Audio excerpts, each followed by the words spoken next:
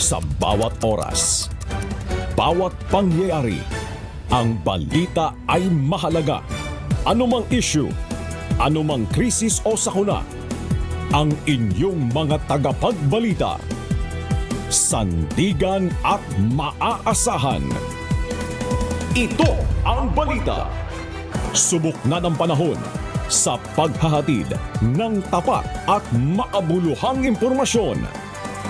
Mas pinalawak, mas pinalakas. Ito ang balita.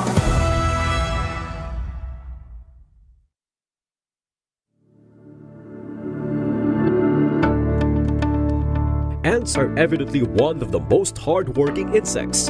Researchers observed that an average worker ant rests for as little as 5 hours. But long before scientific studies figured this out, the Bible acknowledged these tiny creatures and gave us this wise advice. In Proverbs chapter 6 verse 6 it says, "Go to the ant, thou sluggard, consider her ways and be wise." The Bible also pointed out how we can learn from ants in preparing ahead of time, as is stated from Proverbs chapter 30 verse 25.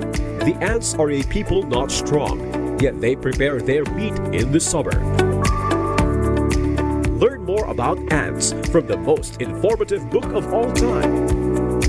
This is UNTV, reminding you to make it a habit to read the Bible.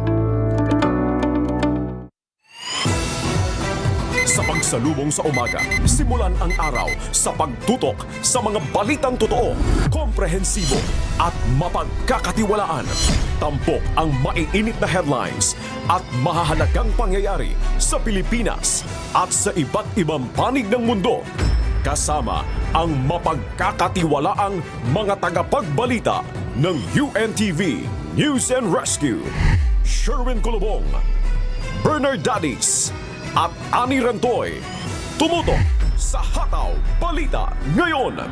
Lunes hanggang Biyernes mula alas 5 hanggang alas 6:30 ng umaga.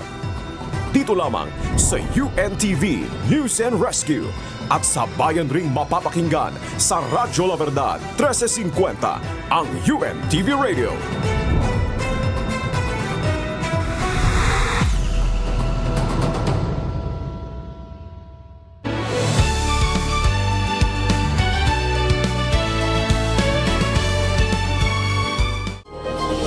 UNTV, your public service channel.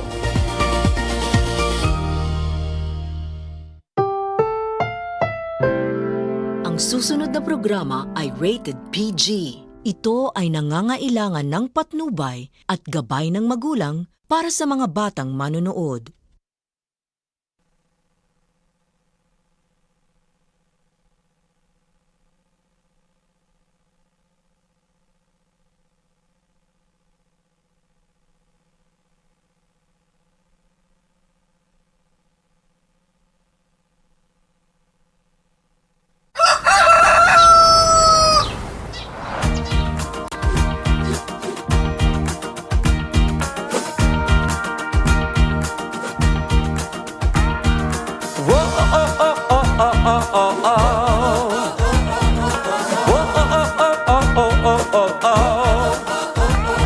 Salubungin ang umaga ng may ngiti at kay sigla. Harapin mo ang araw ng masaya at kumakanta. Punuin mo ng kulay ang bawat sandali.